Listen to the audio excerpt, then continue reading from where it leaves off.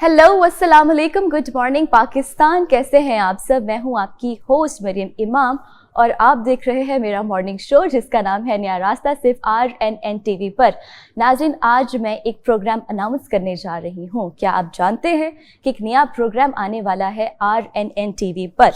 Programme का नाम है वकील ऑनलाइन के नाम से, जिसे लीड करेंगे हमारे एक्सपर्ट लॉयर्स। हमारे साथ मौजूद होंगे मोहम्मद इब्राहिम मिन्हास एडवोकेट, और ये प्रोग्राम चला करेगा एवरी मंडे सिर्फ 4 PM पर, ओनली ऑन RNN टीवी पर।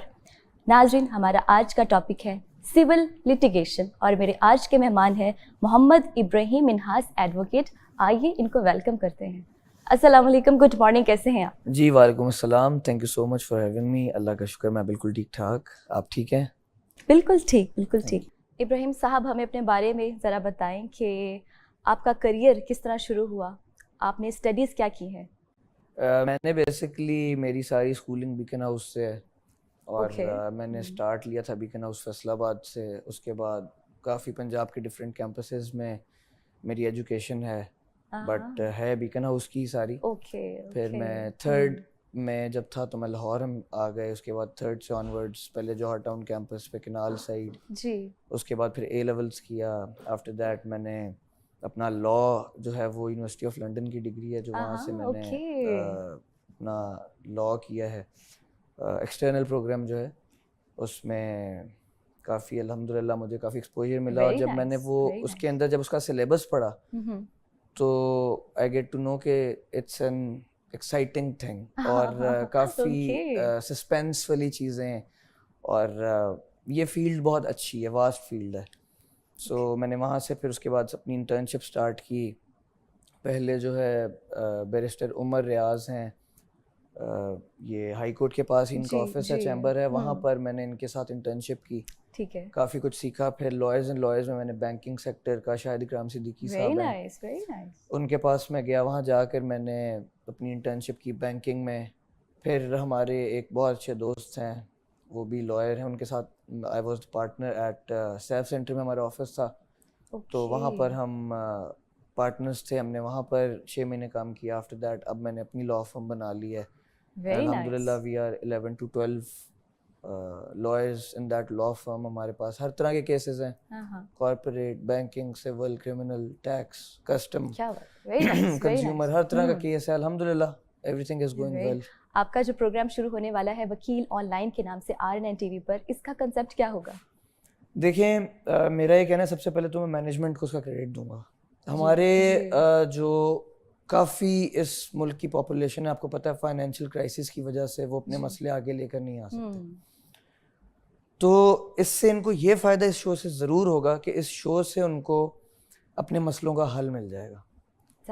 मैं अभी रात को बैठा हुआ था, तो जब मेरी बात हुई शो के बारे में, कुछ मैं दोस्तों के साथ खाने के टेबल पर बैठा हुआ था, तो जब मैंने उनको ये बताया तो उनको काफ़ी ये एक अच्छा आइडिया लगा कि यार काफ़ी लोग जो हैं इनको अपने मसलों के हल नहीं पता, और आप किसी लॉयर के पास भी जाते हैं तो कंसल्टेंसी फ़ी भी लेता है जो कि आम बंदा अफोर्ड भी नहीं कर सकता, और जितने बड़े लॉयर्स उतनी ज़्यादा कंसल्टेशन फ़ी। सो ये चीज़ है कि इस शो में उनको फ्री ऑफ कॉस्ट चीज़ें देखने को मिलेंगी। वो सारी चीज़ें देखेंगे तो उनको अपने मसलों के हल मिल जाएंगे। तो आप समझ रही हैं कि ये उनके लिए काफ़ी एक अच्छी चीज़ है, और मेरी नज़र में it's a good initiative. Different होने वाला है, डिफरेंट होने वाला है, a good initiative. Very nice, excellent. अभी मैंने मेंशन किया था सिविल लिटिगेशन, बेसिकली ये है क्या? देखिए, सिविल लिटिगेशन इज़ बेसिकली जब दो फरीकैन होते हैं, दो लोग होते हैं, इनकी आपस में कोई मसला मसाइल बन जाए। फिर मैं थोड़ा सा आपको बताता चलूँ कि इसमें दो तरह की चीज़ें हैं, criminal plus civil litigation. Civil litigation हमारी एक आजकल बहुत ज़्यादा एक वास्ट चीज़ है जी। किसी का कोई मसला बन रहा है, पैसे का लेन देन है, सिविल लिटिगेशन है। ठीक है। कोई जगह का मामला है, पोजेशन लेनी है, सिविल लिटिगेशन है। स्पेसिफिक परफॉर्मेंस है, सिविल लिटिगेशन है। तो हर एक चीज़ की सिविल लिटिगेशन जो है ये ज़्यादा एज कम्पेयर टू बाकी केसेस के, ठीक है, आम आवाम को जो चीज़ फेस करने को मिलती है, आम आवाम जिन प्रॉब्लम्स को फेस कर रही है और जो जिनका हल चाहती है, वो सिविल लिटिगेशन। ओके, ठीक है। और ये स्टार्ट कैसे हुई है और इनमें इश्यूज क्या होते हैं? बेसिकली सिविल लिटिगेशन जो है स्टार्ट ऐसे होती है कि जैसे अब फॉर एग्जांपल मैं आपको एक एग्जांपल देता हूँ कि अब मैंने किसी को पैसे दिए हैं, मेरा पैसे का लेन देन है, किसी ने मेरे से अमानतन मुझे कहा कि आप मुझे कोई जितनी भी अमाउंट है हाँ, आप ठीक है, 5 लाख कह लें, ठीक 10 है, लाख कह लें कि जी ठीक मुझे है, अमानतन दे हाँ, दें, हाँ, मैं आपको बाद में वापस कर दूंगा। ठीक है, मैंने मेरा ट्रस्ट है उस बंदे पे, मेरा पुराना ताल्लुक है, वो मेरा दोस्त है। हाँ, हाँ, सो अब आप क्या करेंगे अगर आपका कोई ताल्लुक वाला हो? You will trust him. इसी तरह मैं ट्रस्ट करूंगा और मैं पैसे दे दूंगा। अब उसका दीन ईमान है, आगे अब वो मुकर जाता है, वो बंदा कहता है कि जी मस्ट भी कुछ रीजन भी हो सकती है उसकी, बट ज्यादातर लोग होता है कि इतने पैसे हैं, लोग कहते हैं नहीं दिए जा रहे होते या कुछ भी होता है, तो वो गिवन टाइम को एक्सीड कर जाते हैं। और जब वो एक्सीड करते हैं उसके बाद फिर उनका यही होता है कि यार पैसे कैसे दें। ठीक है। अब मेरे पास उसका क्या हल है? हाँ, मेरे पास उसका ये हल है, मेरे पास उसकी सिविल रेमेडी क्या है। मैं जी फाइल करूंगा, किसी लॉयर के पास जाऊंगा या जैसे भी फाइल करना है, मैं कोर्ट का रास्ता इख्तियार अगर करता हूँ तो मैं सूट फॉर रिकवरी फाइल करूँ। ठीक है। मुझे सूट फॉर रिकवरी में क्या फ़ायदा मिलेगा? सूट फॉर रिकवरी में मुझे ये फ़ायदा मिलेगा कि मैं एक रिकवरी का दावा तैयार करूंगा, एक कोर्ट के अंदर जाके मैं दावा दे दूंगा। ठीक है। एक वकील साहब मुझे जो है वो वकील हायर करना पड़ेगा, मैं उनको एक दावा बना दूंगा, मतलब एज अ लॉयर मैं अपने क्लाइंट को दावा बना दूंगा और मैं उनको कोर्ट में जाके, हमारे लाहौर में सिविल कोर्ट्स हैं, उधर जाके मैं कहीं भी किसी भी कोर्ट में जहाँ पे डायरी ब्रांच वाले जो हैं वो मार्क करेंगे, वहाँ मार्क हो जाएगा हमारा केस। अब once that case is marked, हमारी पेशियाँ होंगी पहले, उसके बाद हम जब जज साहब दावा पढ़ेंगे, सारे सपोर्टिंग डॉक्यूमेंट्स पढ़ेंगे, चीज़ें पढ़ेंगे। ठीक है। पढ़ने के बाद जज साहब ये कहेंगे जी कि आप इनको दूसरी पार्टी को नोटिस करें, जिसने हमारे जो है जिसके साथ हमारे मामला चल रहे हैं, वो हम उसको जब नोटिस करवाएंगे थ्रू कोर्ट, तो वो कोर्ट में आएगा, वो कोर्ट में आके अपना मौक़िफ़ बयान करेगा। ठीक है। अब ना तो वो कोर्ट से भाग सकता है, ना वो बंदा कहीं जा सकता है। हाँ, ये है कि कोई बंदा जी नहीं आ रहा, तो हमारे पास उसका बेहतरीन हल है कि हम एक्स पार्टी डिक्री करा लेते हैं। नोटिस होता है, अच्छा, पहला प्रोसीजर नोटिस।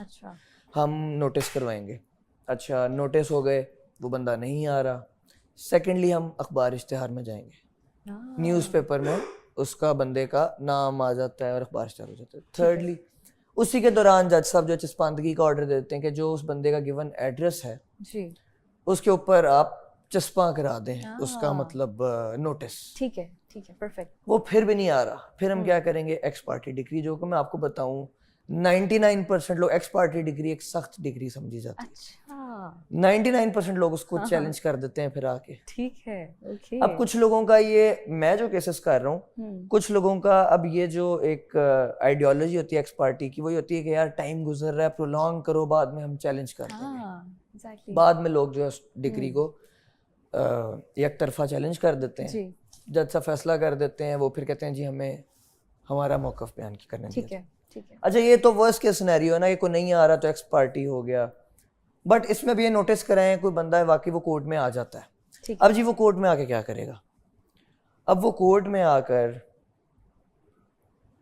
अर्जी दावा देगा, सॉरी जवाब दावा देगा। अर्जी दावा तो हम देंगे, जवाब दावा देगा। जवाब दावा मतलब रिटन रिप्लाई, रिटन स्टेटमेंट। ठीक है, ठीक है। अब वो रिटन स्टेटमेंट लाके कोर्ट में जमा कराएगा जिसमें उसका मौक़िफ़ होगा। फिर जज साहब उसको देखेंगे, फिर फ्रेमिंग ऑफ इश्यूज होती है। ठीक है, ठीक है। सो ये तो एक है सिविल रेमेडी किसी बंदे के पास बाय कोर्ट अगर हम जाना चाह रहे हैं, हम थ्रू कोर्ट जाना चाह रहे हैं, तो ये मेरे पास सूट फॉर रिकवरी की एक रेमेडी है। इस तरह हम पैसे रिकवर करा सकते हैं। फिर इसी तरह पोजेशन है, मेरी जगह है, कब्जा हो गया, कोई और मामला हैं, पोजेशन का दावा कर लेते हैं, जज जो है उसमें जज साहबान हमारे जो है वो पोजेशन दे देते हैं उसके अंदर। इसी तरह स्पेसिफिक परफॉर्मेंस है, कोई एग्रीमेंट है, उसको हमने उसको स्पेसिफिक परफॉर्मेंस में लेके आना है। तो ये सारे अलबत्ता हैं। ब्रीफली आपने एक्सप्लेन कर दिया है सिविल लिटिगेशन को, लेकिन मुझे ये आप बताएं कि इसकी कोई टाइप्स भी होती है? जी जी, ओके। इसमें मैंने आपको जैसे कि पहले बताया कि सबसे ज्यादा जो चलने वाली टाइप है वो सूट फॉर रिकवरी है, फिर सूट फॉर डिक्लेरेशन है विद परमानेंट इंजंक्शन है, फिर सूट फॉर पार्टीशन आ जाता है, फिर इसके अंदर स्पेसिफिक परफॉर्मेंस है, ठीक है, फिर इसके अंदर जो है वो सूट फॉर पोजेशन है। ठीक है, तो इस तरह से इसके अंदर काफ़ी सिविल लिटिगेशंस की टाइप हैं। फिर ऑर्डर 37 के सूट्स हैं, रिकवरी है वो भी, जो कि आप चेक अगर आपको दिए हुए हैं, आपने उसकी रिकवरी लेनी है तो आप ऑर्डर 37 में जाते हैं। दैट्स अ वेरी गुड, एक अच्छा प्रोसीजर है ऑर्डर 37, ठीक है, और एक फास्ट रेमेडी अवेल करने के लिए। सबसे ज़्यादा इश्यूज आप क्या फेस करते हैं इसमें? अब मुझे अब तक आज तक मेरा जो करियर है उसके अंदर मेरा बहुत अच्छा शॉर्ट सा करियर है, कोई बहुत लंबा तो करियर है नहीं, बट मैंने बहुत कुछ एक्सप्लोर किया, सीखा। ठीक है। बट मुझे जो इस करियर में सबसे ज़्यादा चीज़ें फेस करनी पड़ी हैं सिविल लिटिगेशन में, ऑब्वियसली, और तो बहुत वास्ट फील्ड्स हैं। ठीक है। जो सिविल लिटिगेशन में मुझे सबसे ज़्यादा चीज़ फेस करनी पड़ी है वही सूट फॉर रिकवरी, और उसके अलावा सूट फॉर स्पेसिफिक परफॉर्मेंस बेशुमार। तो सूट फॉर रिकवरी है, सूट फॉर स्पेसिफिक परफॉर्मेंस है, पोजीशन है, बट जो रिकवरी है वो हर बंदा आता है, इसने मेरे पैसे खा लिए हैं, मुझे पैसे निकलवा दें। अच्छा। फलां बंदा है, इसने मेरे से फलां टाइम पे जेवर ले लिया था, मुझे पैसे लेके दें। तो इस तरह ये से फिर मामला जल्दी सॉर्ट आउट हो जाते हैं ये? डिपेंड्स, ये डिपेंड करता है। मैं इसमें कोई ये नहीं कह सकता कि फौरन हो जाते हैं, देर से होते हैं, डिपेंड्स। अभी तक का सबसे मुश्किल केस आपने कौन सा फेस किया है? काफ़ी केसेस हैं, डिफरेंट हैं।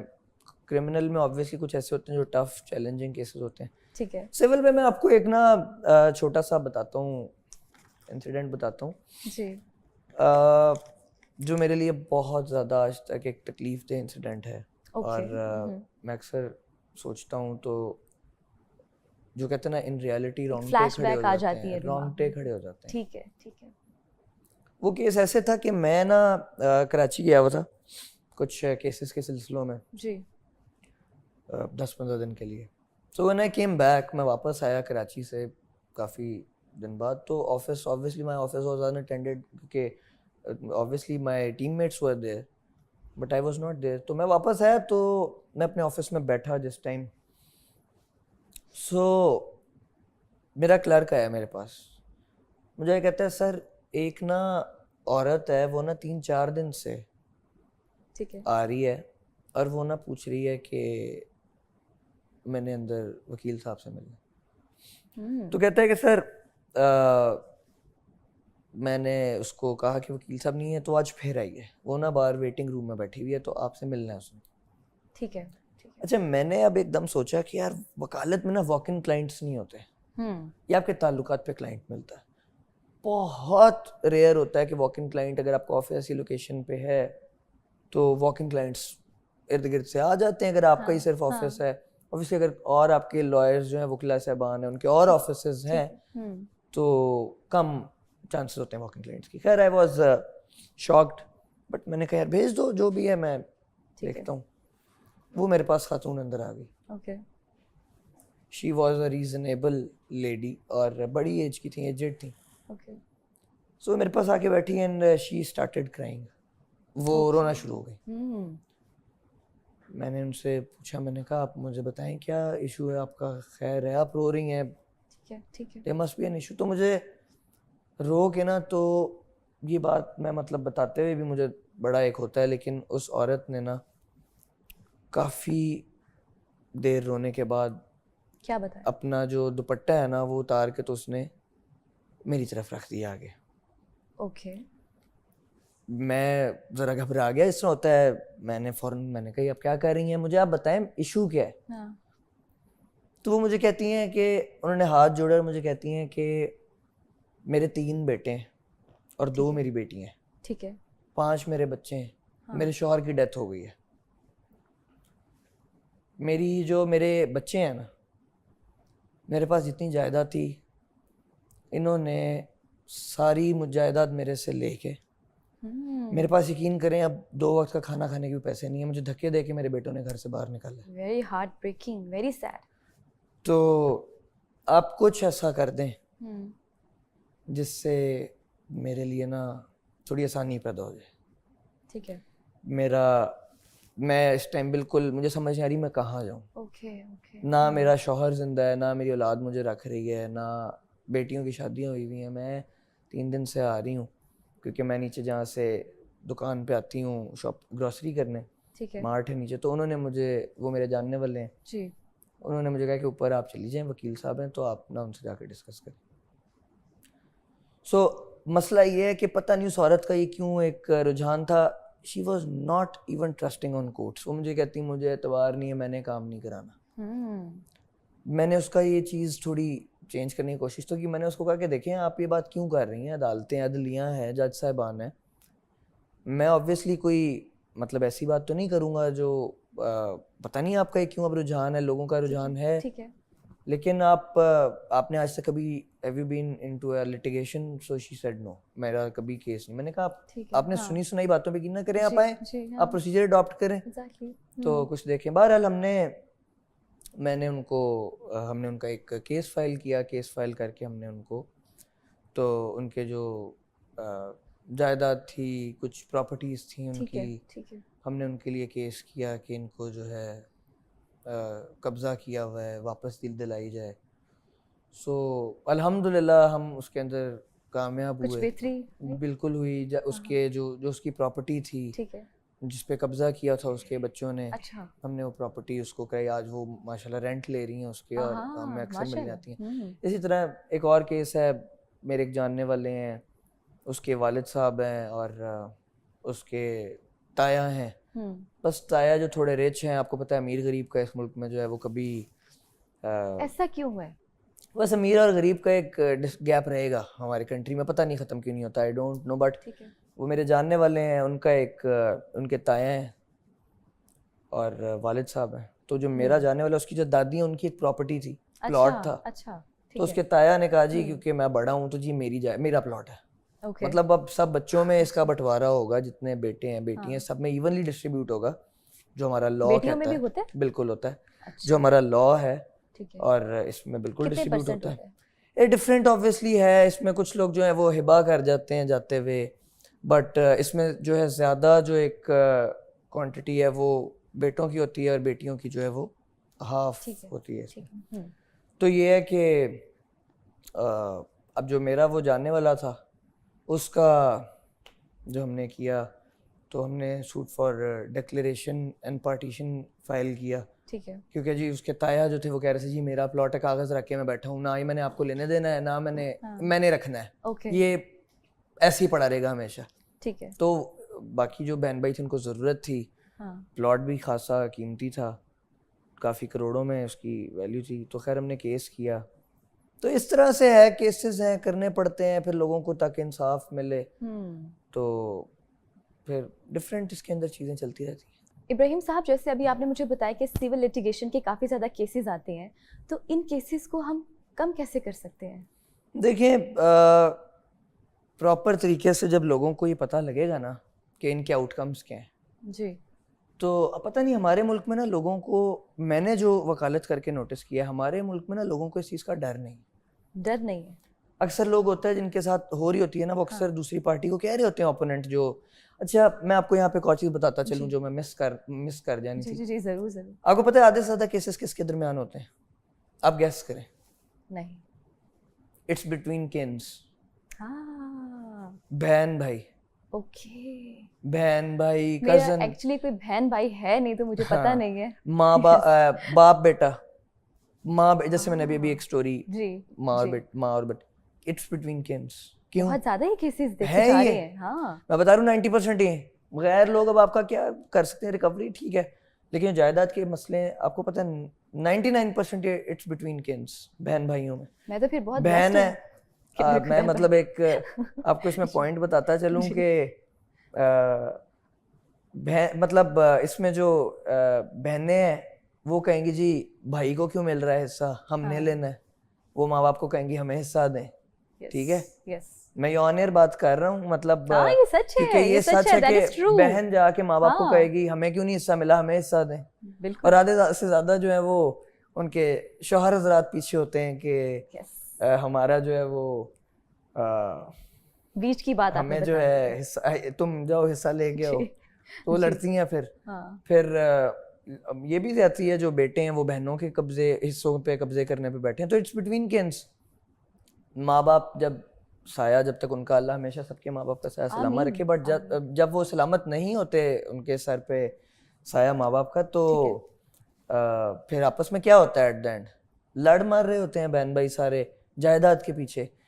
ऐसे भी मैंने सुने हैं किस्से कि बाप मर रहा है बिल्कुल आखिरी मौके पे है तो औलाद जो है वो स्टैम्प पेपर ले जाके बिल्कुल एक जो बाप है जो बिल्कुल कुछ ही टाइम है खुद अंगूठा पकड़ के अंगूठा लगवा लेंगे, जायदाद के पीछे लोग इस तरह करें। तो इसको कम जो करने का है, वो आपका जो क्वेश्चन है उसमें यही है कि लोगों को जब इसका सही आउटकम पता लगे कि इसमें बहुत ज़्यादा इसमें भी सजाएं हैं, एट द एंड लोगों में डर ही नहीं है। लोगों को जब बताया जाता है हम कोर्ट में देखेंगे, हम करेंगे, सो कहते हैं जा ठीक है, क्यों ऐसा क्यों है, ये चीज़ गलत है। ये बात जो लोग करते हैं ना, हाँ ठीक है जाओ, उनको पता है कि यार ठीक है कोर्ट में देख लेंगे, हम झूठ सच कर लेंगे, हम झूठ बोल देंगे जाके, हमें कौन सा किसी ने पूछना है। लोग अब कोर्ट में तो अदलिया में, मतलब अब जब अदालतों में लोग पेश होते हैं तो उनसे ओथ लिया जाता है, मैं जो कहूँगा सच कहूँगा, अगर मैं कुछ झूठ बोलूँ तो मेरा अल्लाह मेरे से नाराज़ हो। ये बड़ी चीज़ है। यस, बहुत बड़ी चीज़ है। लोग इसको मजाक समझ रहे हैं और लोग ये ओथ दे के झूठ बोल रहे होते हैं। हमें पता होता है कि यार इसने ओथ दिया, झूठ बोल रहा है। Oh my God. और काफ़ी लोग कहते हैं वकील साहबान कराते हैं, तो पांचों उंगलियां बराबर नहीं है। तो लोगों को जब इस चीज़ के अंदर प्रॉपर गाइडेंस पता लगे ना कि यार ये लोगों का हक मारना जो है, इस पे सजाएं कैसी हैं, ठीक है। प्लस कोशिश चल रही है फास्ट लिटिगेशन की, फास्ट जो है वो चीज़ें, फास्ट ट्रैक कोर्ट्स बनाई गई हैं, मॉडल कोर्ट्स का इनकाद किया गया, ठीक है। तो काम जल्दी करने की मजीद जो है इंशाल्लाह आगे फ्यूचर में होप फॉर द बेस्ट की कोशिश की जाएगी। और इस चीज़ को जितना कम से कम, देखिए क्राइम तो हर जगह होता है ना, तो हर तरह का बंदा है, क्राइम तो होता रहेगा, ठीक है। बट ये है कि हमें इस चीज़ से लोगों को सीखना चाहिए, किसी का हक नहीं मारना चाहिए, और बस अच्छाई से चलते रहना चाहिए। अभी आज तो हमने सिविल लिटिगेशन को हमने कवर किया है, इसके ऊपर हमने बात की, लेकिन मैं चाहती हूँ कि और भी इस तरह की काफ़ी ज़्यादा टॉपिक्स हैं, उनके ऊपर हम बात कर सकते हैं। और ये बहुत ही इंफॉर्मेटिव टॉपिक था जो हमने आज डिस्कस किया है। इसमें बेसिकली देखें ना, डेफामेशन है, साइबर लॉज हैं, साइबर क्राइम का है। डेफामेशन एक बहुत बड़ा आजकल बना हुआ है, डिफेम लोगों को किया जाता है, फिर ऑब्वियसली वो कोर्ट में जाते हैं। हाँ। आजकल हर बंदे को है, सोशल मीडिया का दौर है, तो डिफेम करना आपको पता है आसान है। एक पोस्ट लगाई, लाख लोगों ने देख लिया, अगले बंदे का तो कारोबार बैठ गया। तो डेफामेशन है, प्लस इसके अंदर जो है काफ़ी कुछ और भी चीज़ें हैं, साइबर क्राइम है, फिर हम क्रिमिनल की काफ़ी चीज़ें हैं, मर्डर है, फिर ऑर्डर 37 है इसके अंदर, वो तो खैर सिविल में आता है। तो फर्दर आगे जब इंशाल्लाह फर्दर प्रोग्राम्स होंगे, जो कि मुझे बताया गया है कि अब एवरी वीकेंड, तो इंशाल्लाह मैं अपनी जो लॉ फर्म है पूरा पैनल लेके आएंगे नेक्स्ट टाइम। वील ट्राई कि हम 2 से 3 लॉयर्स हों जो डिफरेंट अपनी ओपिनियंस का इजहार करें, और इंशाल्लाह to make it more informative for public. Exactly. Thank you so much Ibrahim, you welcome. आपने हमें अपना कीमती वक्त दिया, और आज का टॉपिक बहुत ज़्यादा इंटरेस्टिंग था। नाज़रीन, आई होप आप लोगों ने आज के प्रोग्राम से कुछ ना कुछ ज़रूर सीखा होगा। और जिसकी मैं बात कर रही थी, वकील ऑनलाइन प्रोग्राम की, ये मंडे को लगा करेगा RNN TV पर सिर्फ 4 PM पर। इसे देखना मत भूलिएगा। इसमें आप अपने मसाइल हमारे साथ शेयर कर सकते हैं। हम इन मसाइल को एडवोकेट इब्राहिम के साथ डिस्कस करेंगे। अपना बहुत सारा ख्याल रखिएगा। टिल देन, टेक केयर, अल्लाह हाफिज़।